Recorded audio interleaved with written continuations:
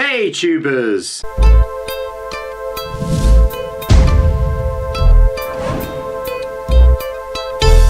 So I used to be a media student. I took media studies at both GCSE and A-level and I loved it. It's a really great thing in the modern world to study because everyone grows up with some form of media, and particularly this generation have grown up with lots of exciting new media. And some of us, like me for example, make media. And for the people that fit into both those categories, it's particularly interesting to learn about the process that media has to go through to get from conception to consumption. You learn all about the pitching and the production, the marketing, the distribution. But it's also a great thing to study for people who do make media because it gives you a chance to see how professional media is created, and it allows you to better your own material. And it's been especially useful for me in the videos that I make, particularly the music video that I'm working on at the minute, coming soon. But the other thing that media studies has done to me is it's made me question just about everything that I see. The people in the world who haven't studied media and don't really understand it will just accept it as it is. Because we're exposed to media so frequently, it's natural for us to think, well,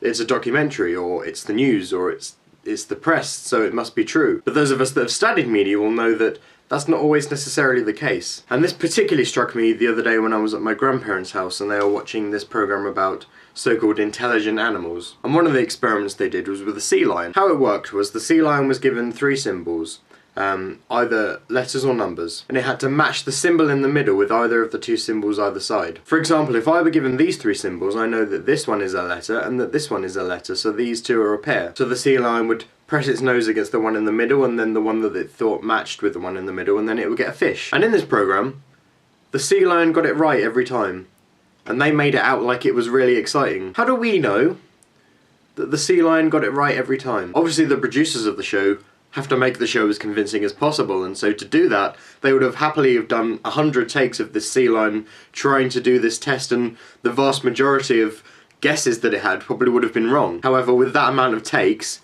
through the operant conditioning, there was likely to be a few lucky flukes. Then all the editor has to do is get rid of all the wrong answers, keep in the lucky flukes, and you've got an exciting story. And the one thing that you have to understand is almost every piece of media that you see has been altered in some way. There's this idea in media called gatekeeping. It's a very simple idea. Imagine that the news has been locked up behind a gate, and the only people that have the key to open the gate are the press. So when it's time for new news to be released, the press will come along and they'll open the gate. However, they're not going to let every piece of news out. What they're going to do is they're going to let out the pieces of news that they deem important or that people find interesting. The things that the general public want to hear about are governing, the economy, education, and my personal not favourite, celebrity news. So now think about this. Take those 2 ideas into account, the fact that all media is altered and gatekeeping, and apply them to this video that you're watching right now, or my videos in general. What I'm effectively doing right now is gatekeeping. The video that you're watching right now is not the same video that I'm recording right now. There's a process that this video has to go through before it gets to your eyes. Obviously you can see that there's editing involved because you can see where the jump cuts are and you can see where I've put all the little things on the screen,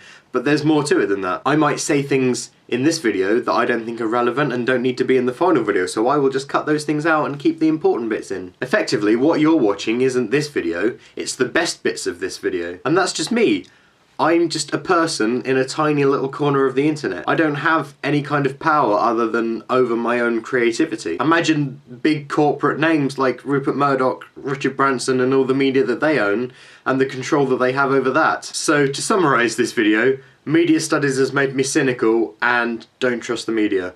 Bye! And that was today's edition of Fonzleclay, the lowest budget regular show on YouTube. In fact, it's so cheap, he's even using Chameleon Circuit as his outro music. We'll see you next time, folks.